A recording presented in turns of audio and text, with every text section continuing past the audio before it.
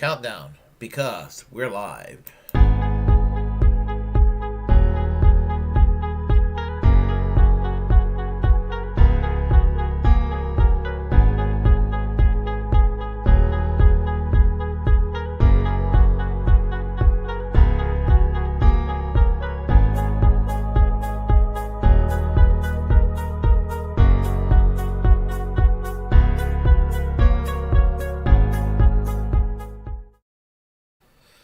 Welcome to another edition of the Willie Bragg Show. I am Willie Bragg, and we're going to talk about the politics of COVID, how it relates to our culture war, starting with this video that I'm about to play, because Sarah Palin is now the latest victim of COVID.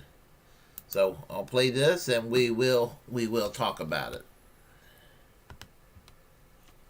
Tonight, a positive COVID test throwing a wrench into Sarah Palin's day in court. Trial was set to begin today in the former vice presidential candidate's libel lawsuit against the New York Times and his former editorial page editor, alleging the paper damaged her reputation. But U.S. District Judge Jed Rakoff postponing the trial, making an unusual announcement about the news in court, saying, quote, Ms. Palin had tested positive for coronavirus. She is, of course, unvaccinated. How surprising was that kind of statement to you from a lawyer's perspective? I think the statement is a little bit surprising because I don't know that her vaccination status really matters, especially including the of course suggests perhaps some judgment there that might tend to cause people to question the judge's impartiality in a case like this. In March, she disclosed she had been diagnosed with the virus along with two of her children. She urged people to stay safe following her illness, saying in a statement to People magazine, quote, I strongly encourage everyone to use common sense to avoid spreading this and every other virus out there. But Palin has also been publicly outspoken about her anti-vaccine views. Last month, Palin said that she will not be getting the COVID shot. It'll be over my dead body that I'll have to get a shot. I will not do it. I won't do it, and they better not touch my kids either. Palin citing inconsistencies in medical advice as one reason for her hesitancy, specifically targeting Dr. Fauci. Do you remember he said that if you had COVID, this was months and months ago, you would be naturally then immune, of course. So at the time, we were led to believe we wouldn't need to have the shot, right? Well, then they changed their tune, and now those of us who have had COVID, they're telling us that even though we've had it and we have natural immunity now, that we still have to get a shot. Over 80% of Americans ages 5 and older have received their first dose, and data continues to show significant protection from hospitalization and death for vaccinated and boosted individuals. We reached out to Ms. Palin and Judge Rakoff and have not heard back. All right, Dasha joins us now. And Dasha, we're also hearing Sarah Palin dined out in New York despite her vaccination status. That's right, Tom. NBC News has just learned that Sarah Palin did indeed dine indoors at a restaurant called Ilio's on the Upper East Side in Manhattan over the weekend.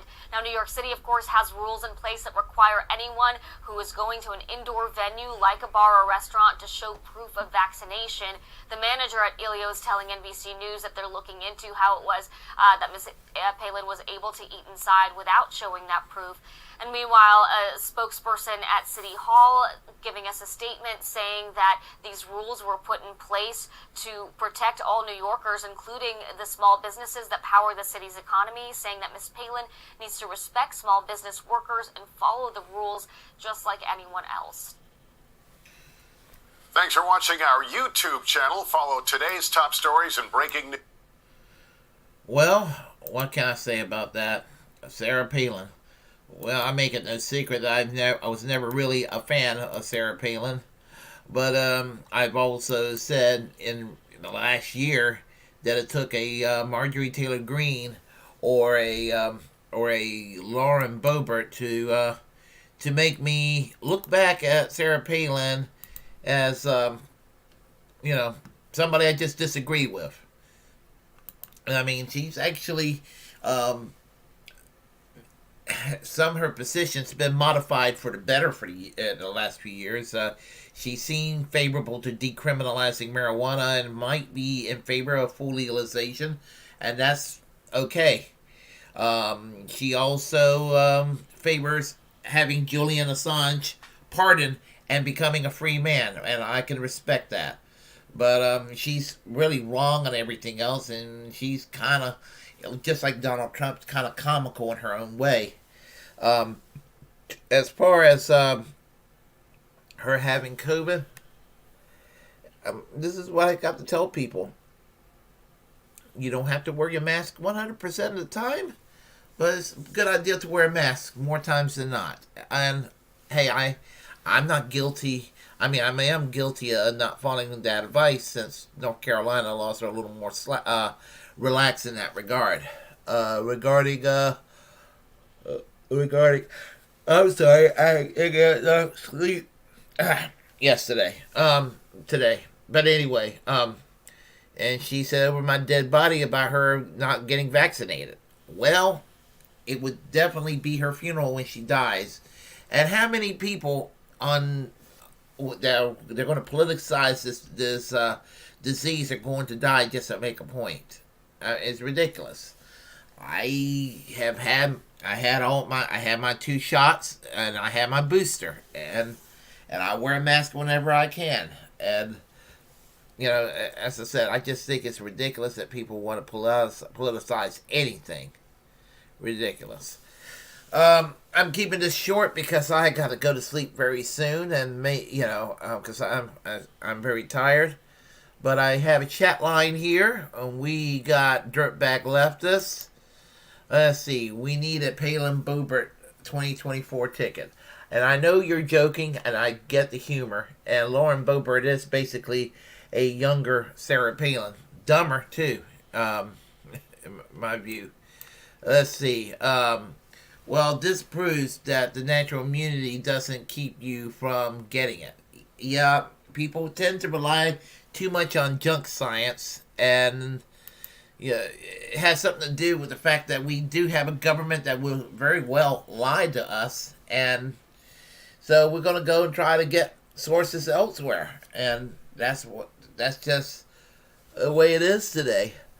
So anyway, please subscribe to this channel. Hit that notification bell. As the First Amendment, I salute us. It's my duty to inform you to create your own platform. Utilize it, because we are the muckrakers of our time. In addition, share the contents on this channel. Tell everybody about it, pretty much. And until next time, keep that red flag flying. Keep that class struggle alive.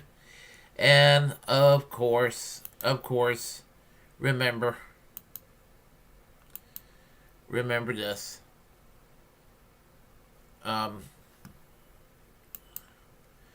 Until next time, keep that red flag flying, keep the class struggle going, and